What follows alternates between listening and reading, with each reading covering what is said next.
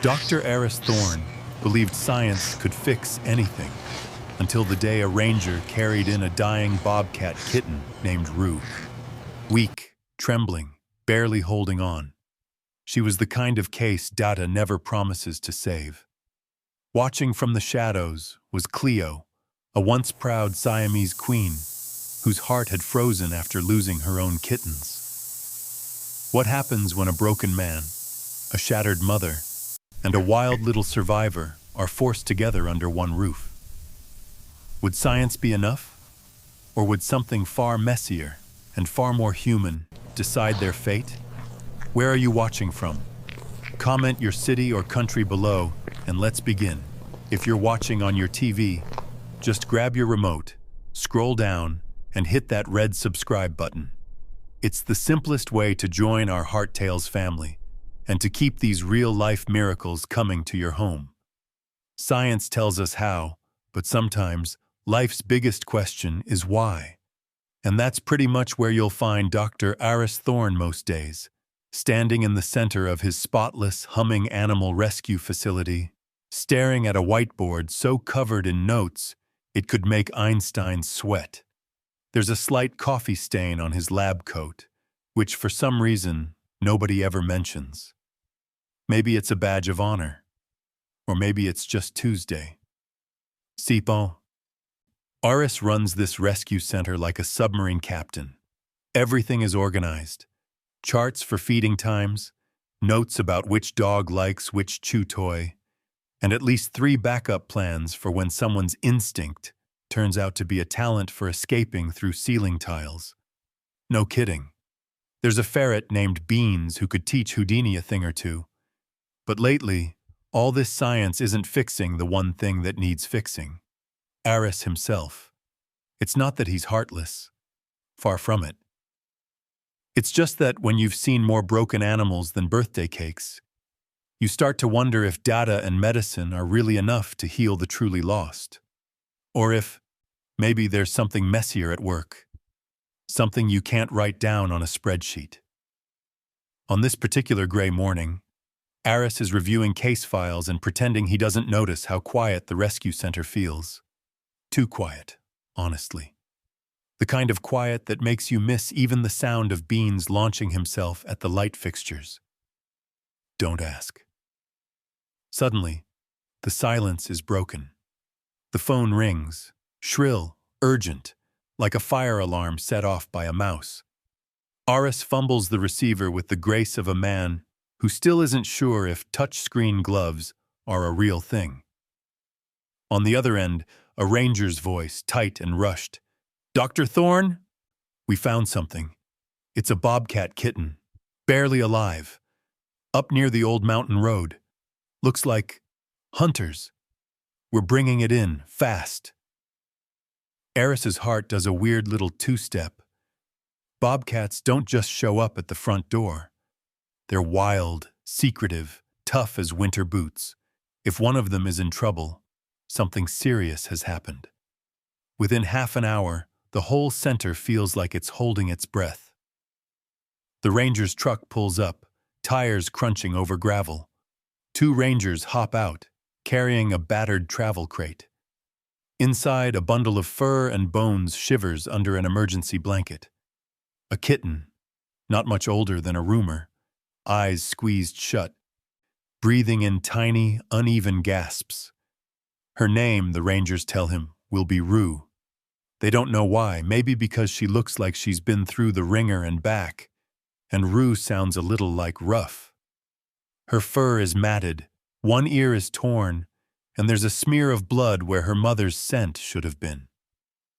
Aris works quickly, hands steady, mind racing. IV fluids, warm towels, a silent prayer to whoever's listening. He's done this before, but there's always that stubborn hope. A hope that maybe, just this once, things will go right. The other animals in the center seem to sense something's changed. Even Beans pauses in his daily quest to destroy the laws of physics. There's a heaviness in the air. An unspoken question. Can this little wild thing be saved? Hours pass. Roux survives the night somehow. She's breathing, barely, curled up in a corner of her makeshift nest like a question mark with fur. Aris watches her, feeling the old ache in his chest, the ache of wanting to fix what can't be fixed, to mend what nature itself sometimes breaks. That evening, he scribbles in his notebook. Sometimes science isn't enough. Sometimes it's just faith and luck and showing up, even when you don't know how the story ends. He doesn't say it out loud, but in that quiet, lonely room, Aris knows he's not just talking about Roux. He's talking about himself. And outside, the mountain wind howls, like it's daring them both to try again. Now, if you ask anyone who's worked at Dr. Thorne's rescue center long enough, they'll tell you about Cleo before you even finish your coffee. She's hard to miss. A Siamese cat with fur so pale it could pass for vanilla ice cream, eyes like blue glass marbles, and the kind of walk that says, "I own this place. You just pay rent." But Cleo isn't the warm and cuddly type. She's got a look that could freeze soup and a personal bubble the size of Texas. Even the bravest dogs give her a wide berth.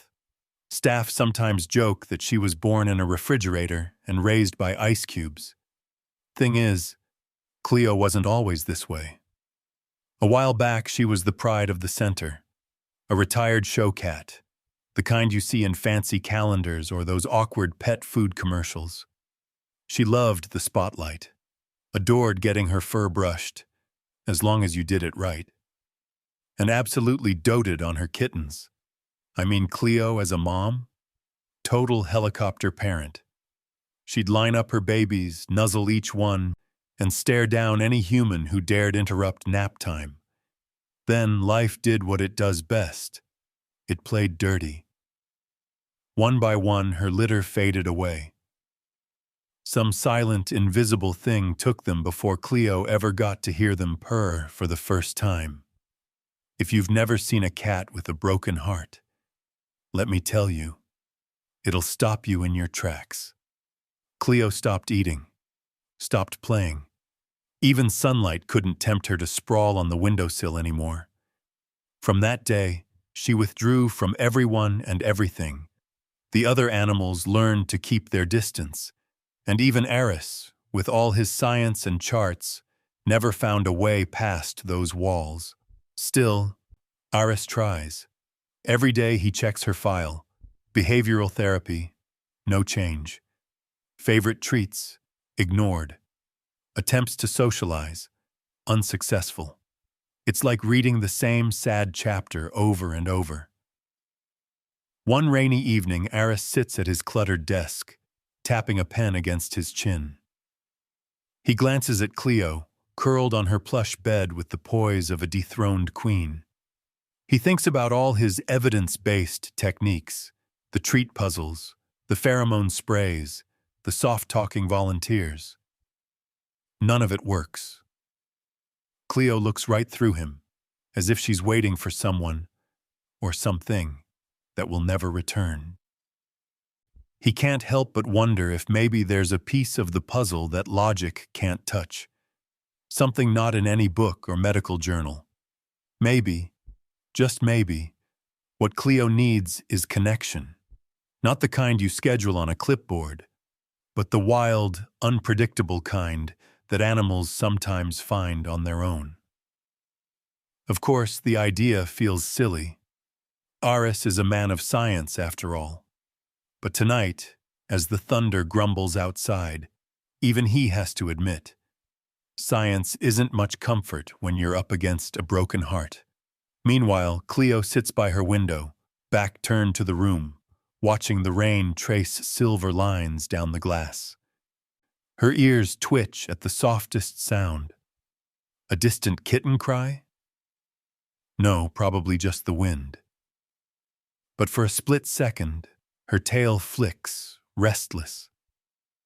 Somewhere deep inside, maybe she remembers what it felt like to be needed, to be a mother. Maybe that memory is just waiting for the right spark. Or maybe, as Aris often says, usually when he's run out of coffee, cats are weird, and life is even weirder. As night settles over the rescue center, Cleo curls tighter, guarding her loneliness like a precious jewel. Outside, the storm keeps drumming, and in another part of the building, Roux, barely more than a shadow, dreams of warmth she's never known. The next morning, everything will change. Nobody really plans for magic. But sometimes, all it takes is a desperate idea and a glass wall. On the third morning after Roux's arrival, the rescue center felt like a storm was brewing, even though the sky outside was finally clear. Dr. Aris Thorne paced his office, chewing on a stale granola bar, his mind bouncing between research papers and that heavy feeling in his chest, the one that always showed up when medicine fell short. Roux was improving, if you could call clinging to life improving. She'd made it through another night, thanks to heat lamps and the kind of care you only see in hospital dramas. But she was quiet, too quiet. She barely touched her food, wouldn't play, and only opened her eyes when nobody was looking. Meanwhile, Cleo watched from her throne by the window, wearing that expression cats use when they want you to know you've failed at something. Just not what. She hadn't gone anywhere near Roux, not even for a sniff. So Aris did what any sleep-deprived scientist with a dash of stubbornness would do. He tried something unorthodox. He cleaned out the enclosure next to Cleo's, lined it with fresh blankets, and, after a deep breath and a silent apology to both cats, gently set Roux down inside. Glass separated the two felines. It was a safe introduction, the kind trainers write about. But to Aris, it looked a bit like setting up a blind date between royalty and a gremlin. Still, there was hope, a silly, shaky hope, that some spark of instinct might flicker to life. Cleo, true to form, didn't rush to greet her new neighbor. She looked Roux up and down, her blue eyes sharp and chilly. Then she hissed, a sound that could peel paint. She turned her back, tail held high in icy protest. Roux didn't react. She just curled up tighter, a trembling ball of fur, making herself as small as a lost sock. That's when Ranger Davis came in, tracking muddy boots across the freshly mopped floor. He stopped, took in the scene. One miserable kitten, one offended queen, and a very tired Dr. Thorne. Davis shook his head. "You're making it tame, Aris. Wild animals don't belong behind glass walls. You let emotion override science, it gets someone hurt." Aris tried to argue, but he didn't have much to stand on. His voice came out softer than he meant. "I've tried everything else." Davis sighed. "Remember why you got into this business. Sometimes, you gotta let wild things stay wild." But Aris couldn't. Not yet. He saw the way Roux glanced toward Cleo, just for a second, as if searching for some clue on how to survive. He saw, too, the way Cleo's tail flicked, a tiny sign of interest she probably thought nobody noticed. The day crawled by. Cleo ignored Roux, at least officially. But every now and then, Aris would catch her watching, just for a heartbeat, through the glass. Roux, for her part, began to inch closer, barely a whisker's width at a time, curiosity flickering behind her sleepy eyes. That night, as Aris checked the cameras before heading home, he noticed something. Cleo was still awake, her gaze locked on Roux's tiny, rising chest. No hissing, no walking away, just silent, measured watching, like a chess player studying her next move. Aris left the center feeling a little lighter, though he'd never admit it. Maybe, just maybe he'd placed the right bet. Or maybe he was out of his mind. Back inside, Cleo gave the glass one last look before curling up, her tail brushing the divider. Roux, too, curled tighter, her dreams just a little less lonely. Magic? Maybe. Or maybe it was just the first move in a very old game. The nights at Eris's rescue center were usually peaceful, if you ignored Beans the ferret's midnight gymnastic routines, or the soft snores of dogs dreaming of steak. But that night, something different floated through the air. It was the kind of quiet where even the mice seemed to tiptoe. Roux, tucked away in her glass-walled corner, slept in fits and starts. Her little body shuddered, paws twitching as if she were chasing or fleeing something in her dreams. Then, just after midnight, a tiny, broken sound echoed out, a high, desperate kitten cry. It barely filled the room, but for anyone listening, it would have pierced right through Cleo. Queen of Cold Shoulders heard it first. She was perched in her usual spot, tail curled tight, pretending to ignore the world.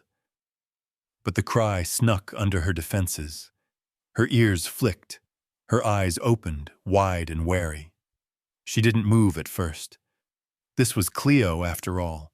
If ignoring had been an Olympic sport, she'd have a gold medal. But as Roux whimpered again, a raw, pleading noise, Cleo shifted. Not much. Just a slow, uncertain stretch, one paw edging closer to the glass wall. Roux kept calling, half asleep, lost in whatever nightmare held her. Cleo watched, torn between caution and something softer. Older. A feeling she hadn't allowed herself in a long, long time. Maybe it was the memory of her own lost kittens, or maybe it was just biology doing what it does best. Either way, Cleo didn't hiss. She didn't turn her back. She didn't do anything dramatic, like rush to Roux's rescue. No, she simply settled herself a little nearer, as if proximity alone could settle old ghosts. Aris, who couldn't sleep either, scientists are famously terrible at bedtime, watched on the security monitor from his office. He saw Cleo's posture soften, her body language shifting from fortress to fence. For the first time since Roux's arrival, there was no tension, just a thread of fragile possibility stretching from one side of the glass to the other. Hours passed. Eventually, Roux's cries faded. She drifted back into a deep, exhausted sleep, curled like a question mark against her blanket. Cleo stayed close, not quite touching the glass, but not retreating either. Just before dawn, something remarkable happened. Cleo stretched again, tail unspooling behind her like a slow ribbon. She edged her tail just close enough to the glass that if you squinted, it almost looked like she was offering comfort. A mother's gesture, cautious but real. No one would have blamed her for backing away, but she didn't. She watched Roux breathe, her eyes gentler than they'd been in years. It wasn't a movie moment. There was no swelling music, no heroic leap, but sometimes healing starts with the smallest crack in the armor. When Aris checked in at sunrise, he found Cleo still in place, sitting calmly, tail draped near the divider. Roux slept on, her little chest rising and falling in peace. Aris couldn't help but smile, a small, tired grin that came from hope sneaking in where logic had given up. Maybe it was just a fluke. Maybe Cleo would go back to being her chilly self as soon as breakfast rolled around.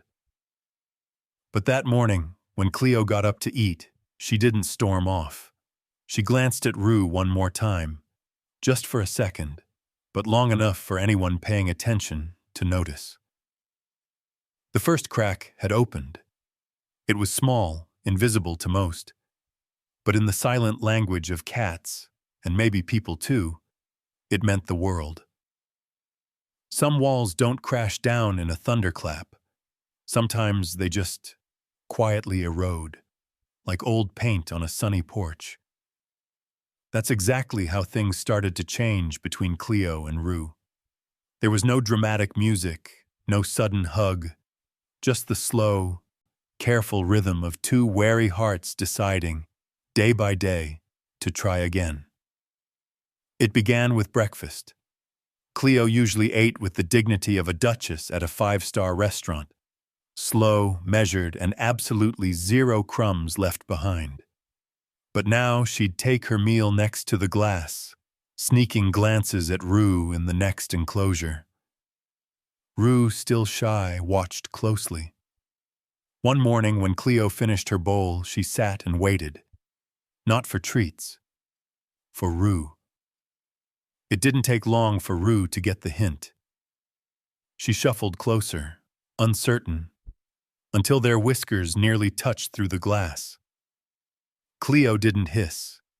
Instead, she demonstrated how to eat. Take small bites. Chew slowly. Don't let the kibble roll off your tongue like a rookie. There's nothing quite so funny as a bobcat kitten struggling with her first crunch, eyes wide in startled delight, pieces scattering everywhere. Next came the grooming lesson. Cleo was a pro, her fur always immaculate, her paws always spotless. Roux, on the other hand, was a total mess. She licked one paw, then promptly fell over. The look Cleo gave her, half exasperation, half amusement, would have made anyone laugh. Still, Cleo tried. She pressed her body against the glass, pawing gently, showing Roux the ancient art of cleaning behind the ears. Roux, eager but clueless, mimicked her best she could. Sometimes, she'd end up with both ears damp and her tail sticking straight up like a startled feather duster. But something else shifted too. One afternoon, Aris noticed Cleo pawing at the corner of her blanket. She disappeared for a moment, then returned carrying something blue, a battered feather toy, faded and chewed, but still holding the scent of happier days. She nudged it up against the glass, right where Roux could see. Roux froze. The toy wasn't food, but it might as well have been gold. Cleo tapped it once, as if to say, "You're in the club now, kid." From that day forward, whenever Roux needed comfort, she'd curl up next to the blue feather. Cleo, always watching, looked strangely proud, though she'd deny it if anyone asked. For Aris, these little moments were miracles. He'd go about his rounds, clipboard in hand, pretending not to notice the purr rumbling softly from Cleo's chest, the first he'd heard in years. It was a small sound, barely louder than the hum of the heating vent, but it made the whole building feel warmer. Roux learned more than just hygiene. She learned patience. When she got too wound up, Cleo would simply sit and stare until the kitten settled. It was the kind of lesson you can't teach with charts or treats. Only time and the steady presence of someone who cares. Barriers didn't fall all at once. Some days, Cleo retreated, as if she needed to remember how to be gentle.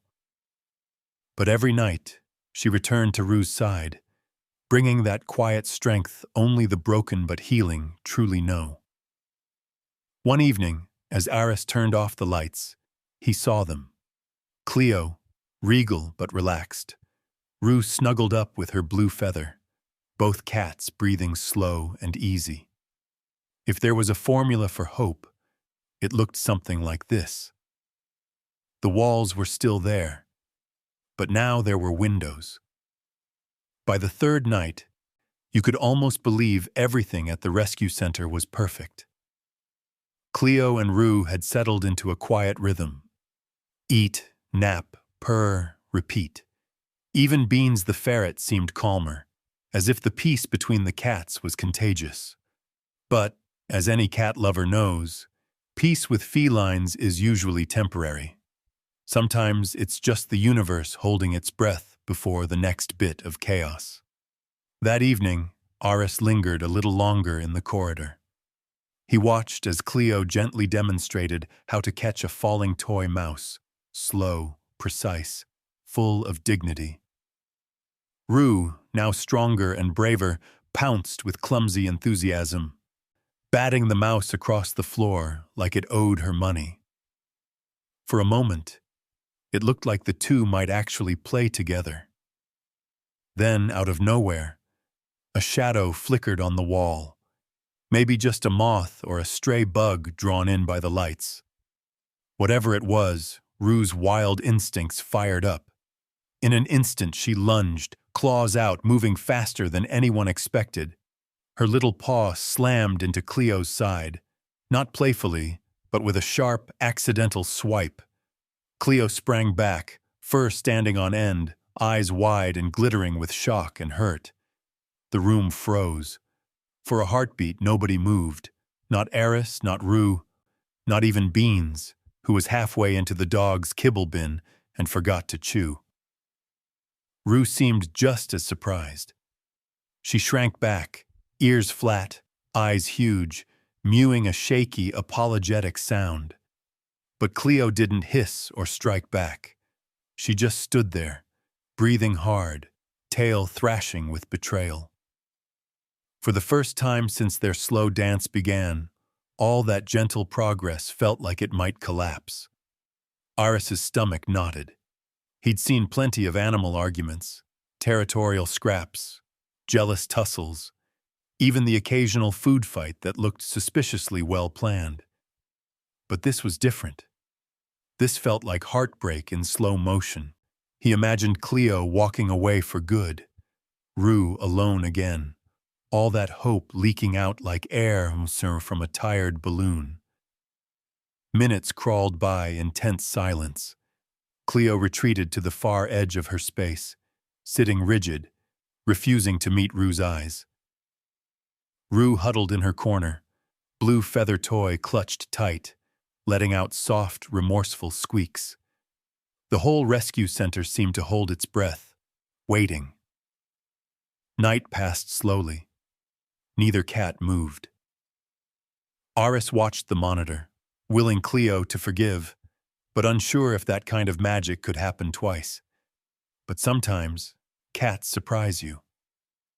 Just as the first hint of dawn spilled through the windows, Cleo stirred. She walked, very slowly, back toward Roux, who hadn't slept a wink. For a long moment, Cleo just stared at the kitten, her face unreadable. Then, in a gesture so quiet you might miss it, Cleo nudged her nose against Roux's head. Not a long embrace, not a dramatic reunion. Just a brief, gentle nuzzle, a signal that forgiveness, however grudging, was possible. Roux's relief was instant. She pressed close, eyes closing, a soft purr vibrating between them. Even Aris, watching from afar, felt his shoulders drop. Sometimes, even wild hearts can heal. After that long, silent night, something had shifted for good. Roux and Cleo moved around each other with the kind of easy truce you see in old friends who've weathered a few storms. They didn't need words, or even meows. A twitch of the ear, a soft tail flick, or a gentle nudge was enough. Roux, for her part, stuck close to Cleo, as if she'd finally found her anchor. She'd shadow Cleo's every step, tripping over her own paws in the process. If Cleo stopped suddenly, Roux would bump right into her, then sit up and look as if she meant to do it all along. If there were medals for adorable clumsiness, Roux would need a whole trophy shelf. Cleo, surprisingly, didn't mind. She let Roux share her sunny window, nap beside her on the softest blanket, and even take the coveted spot by the heater. Occasionally, she'd pretend to be annoyed, delivering a half-hearted glare or a dramatic sigh, but anyone watching could see she was proud. Aris watched these moments from a respectful distance, not wanting to jinx the magic. He scribbled in his notebook, pretending he was tracking behavioral progress. But really, he was just writing little stories. Cleo let Roux touch her tail today. Nobody fainted. Roux tried to mimic Cleo's queen stretch. Results? Hilariously uneven. It wasn't all picture perfect. There were setbacks. Sometimes Roux's wild side flared, like when a bird landed outside and she launched herself at the window, scattering fur and dignity everywhere. Sometimes Cleo retreated into herself, remembering old hurts. But each time they found their way back to each other. No drama, just the quiet resilience of animals who've learned what it's like to lose and to keep going anyway. One afternoon, Ranger Davis came by, boots muddy and tone gruff as always. He spotted Roux curled beside Cleo, both of them relaxed, eyes half closed. He shook his head, a smile twitching at the corner of his mouth. Never thought I'd see the day.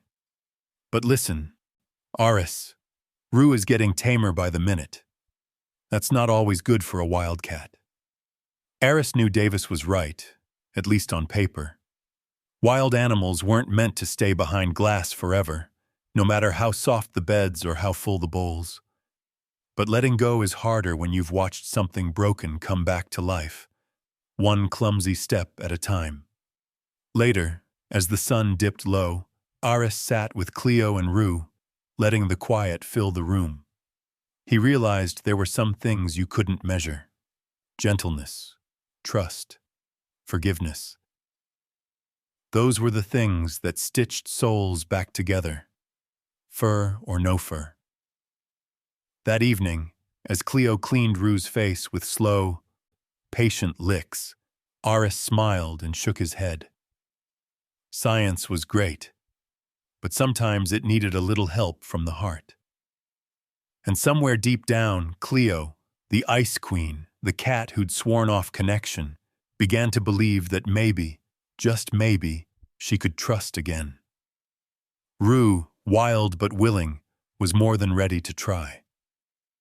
The rescue center felt lighter, as if all the old ghosts had finally packed their bags and left. For the first time in a long while, hope wasn't just a word on a whiteboard. If you've ever watched a kitten grow, you know it sneaks up on you. One week they're tiny, all ears and wobbly steps. The next, they're launching themselves off furniture with the confidence of a superhero in training. That was Roux. Every day, she grew bolder. Her pounces landed harder. Her leaps covered more distance. Her eyes, once cloudy with fear, now sparked with something untamable, a wildness that was bigger than any room, any rescue center, any glass wall. Cleo watched it all with a strange cocktail of pride and worry. On sunny mornings, she'd let Roux tackle her tail, then roll her eyes in a way that said, "Kittens these days." But even as she acted unimpressed, Cleo kept a careful watch, making sure Roux never forgot the basics. Patience, stillness, the subtle art of stalking a dust bunny without making a sound. Sometimes, Aris would catch Cleo sitting in the window, staring out at the woods beyond the parking lot. Her ears flicked as if she were listening for something only she could hear. A memory, maybe, or a warning. Aris understood. There's a certain ache in loving something wild. You know, deep down, it's not yours to keep. That ache grew sharper as Roux hit her stride. The little bobcat's play got rougher, her claws longer, her muscles coiling with untapped energy. She started to ignore her toys, spending more time watching birds through the window, eyes tracking every movement, tail twitching like a metronome. One afternoon, Aris called the Wildlife Rehab Center, the best in the state, he'd been told. He hated the thought, but he knew it was time to start the next chapter. Roux couldn't stay in a world made of glass and linoleum floors. She needed grass beneath her paws, wind in her fur, and the chance to make her own mistakes. He broke the news to Cleo the only way he could, by sitting beside her, hands folded, and letting out a long sigh. Cleo just stared back, expression unreadable. But the next day, she sat a little closer to Roux, grooming her more slowly, more deliberately, as if trying to memorize the feel of every whisker. The center felt heavy in those days, like everyone was waiting for a storm. Even Beans, normally king of chaos, kept his hijinks to a minimum. Aris threw himself into prep, packing a travel crate with soft towels, Roux's favorite food, and of course the blue feather toy. He tried to explain it to himself, scribbling late-night notes. This is what rescue means. You don't keep, you return. You heal, and then you let go. It sounded brave on paper. In real life, it just felt sad. Still, Roux seemed ready. She started sleeping less, prowling her enclosure, eyes fixed on the horizon, as if she could already see something calling her home. On the night before her departure, Cleo curled up beside Roux, nose touching the blue feather, purring so softly only the security camera noticed. If you listened closely, it almost sounded like a lullaby for the wild.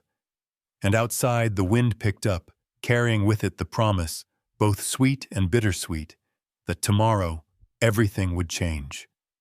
Farewell day arrived with a sky so blue it almost felt like a dare. The rescue center hummed with quiet energy, every animal, every human, sensing that something important was about to happen. Aris prepped the travel carrier, tucking in a warm towel and Roux's favorite snack. His hands shook a little, which he blamed on the coffee. It was his third cup, and it tasted like regret. Roux, now almost grown, sniffed the carrier with suspicion. You could see her thinking, "Nice try, human. I know this trick." But Cleo was waiting by the door, tail curled neatly around her paws, watching it all unfold with the dignity of a true queen. Aris squatted beside Roux, whispering words he wasn't sure she understood, but needed to say anyway. He explained that Roux was going somewhere wild, somewhere big and real, where grass grows taller than a kitten and the wind has secrets to tell. Just as Aris reached for the carrier door, Cleo stood up. She walked over, not rushing, not hesitating, and touched her nose to Roux's cheek. Then, in a move that surprised even herself, she nudged the blue feather toy toward the opening. Her eyes said it all. "This is yours now. Don't forget where you started." It was an odd little scene. One cat gifting a feather to another, a human blinking away whatever got in his eye, a silence that felt sacred. Even Beans, watching from the next room, paused his latest escape attempt and sat very, very still. Roux hesitated at the threshold, caught between curiosity and fear. For a heartbeat, Aris thought she might bolt, but Cleo gave a gentle headbutt to the carrier bars, a final blessing. Roux stepped in, blue feather gripped between her teeth, and settled down as if she'd always known this was coming. As Aris carried Roux to the waiting truck, Cleo followed to the door. She didn't cry or call out. She just watched, her gaze sharp and steady, holding Roux's little wild heart all the way down the path. The truck rolled away, tires crunching gravel. Roux looked back once, just once, before curling around her feather, nose pressed to the mesh. Eyes closing as the world got bigger and the rescue center faded into memory. Inside, Cleo padded back to her favorite window. She climbed up, curled into a tight ball, and for the first time in years, fell into a deep, peaceful sleep. There were no bad dreams that day, just the comfort of knowing she'd done what needed to be done. The world outside kept moving. Afternoon sun crept across the floor. The other animals settled, their own small dramas continuing. But in that quiet room, something had shifted forever. And the next morning, when Aris arrived, he found Cleo sharing her spot with a new arrival, a trembling, awkward kitten fresh from the county shelter. Cleo let the newcomer inch close, not chasing her off, just watching with a look that almost passed for patience. Old wounds, it turns out, don't vanish. But sometimes, letting go is the bravest thing you can do. And sometimes, what you give away comes back around in the form of something entirely new. A tiny, trembling heartbeat and a chance to begin again. 2 years can pass in the blink of an eye. Or, if you're waiting on test results or a rescue call, they can drag on forever. For Dr. Aris Thorne, the seasons rolled by in quiet cycles, new animals, new stories, old wounds softening with each sunrise. Cleo got older. Her coat silvered around the muzzle, her steps slowed, but her eyes stayed sharp as ever. The rescue center never lacked for drama. There were always lost puppies, nervous kittens, the occasional porcupine with a bad attitude. Yet through it all, Cleo's window perch became a kind of sanctuary. Any scared newcomer who braved a seat beside her was met with a level gaze, a slow blink, and, if they were lucky, a gentle swipe that said, "Manners, please." Some days, Aris wondered what had become of Roux. He liked to imagine her thriving somewhere wild and green, darting through tall grass, her blue feather toy a reminder of second chances. One autumn morning, as leaves spun in the wind, an envelope arrived. Inside was a photo, crisp, printed from a wildlife camera.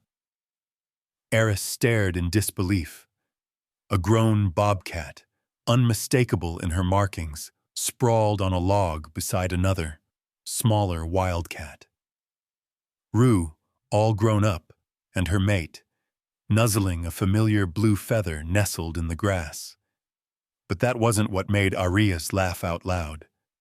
The photo showed Roux gently grooming her companion, eyes soft and patient, the same way Cleo once groomed her, all those evenings long ago. Legacy isn't always a family tree. Sometimes, it's a habit of kindness, passed from paw to paw. Aris pinned the photo to the center bulletin board, right above Cleo's favorite window. Staff and volunteers gathered to look, smiling as the story came full circle. Even Beans the ferret gave it a respectful sniff, before going back to chewing through his new play tunnel, naturally. That day, Aris felt something shift inside. Maybe he'd spent too long believing that healing was only about science, data, or the next prescription. Cleo and Roux had shown him something different: gentleness, forgiveness, and the courage to try again, even when the odds said otherwise. Inspired, he found himself reaching out to a volunteer with a challenging new rescue case, a scrappy, half-blind kitten that most centers had already given up on. Aris hesitated, then smiled. If Cleo could learn to trust again, maybe he could too. As the sun set, casting gold across the rescue center, Cleo dozed in her window. Down the hall, a new kitten crept forward, ready to begin her own journey. And on a hillside far away, Roux's gentle legacy lived on. A blue feather, a soft purr, and a wild heart that once learned to heal. Healing, Aris realized, isn't about fixing what's broken. It's about giving what remains, no matter how small. Sometimes, the bravest thing is to let go. Other times, it's simply to love again. So here's my question for you, listening now. Have you ever been healed by an animal? Share your story below.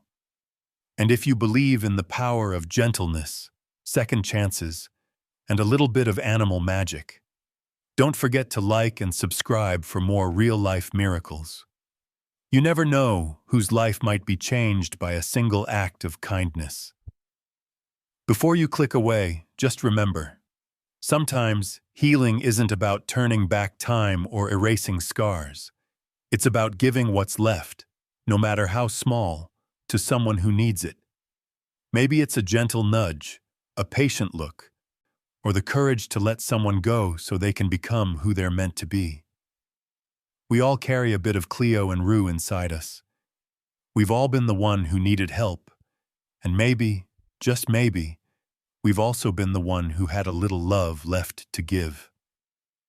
So I want to hear from you. Has an animal ever changed your life or taught you something about second chances? Share your story in the comments. I read every single one. And if this story touched your heart, do us a small kindness in return. Hit that like button, subscribe for more real-life animal miracles, and turn on the bell so you never miss a story. Wherever you're watching from, Jumpa. Thank you for being part of our Heart Tales family. Until next time, take care of each other and never underestimate the power of gentleness.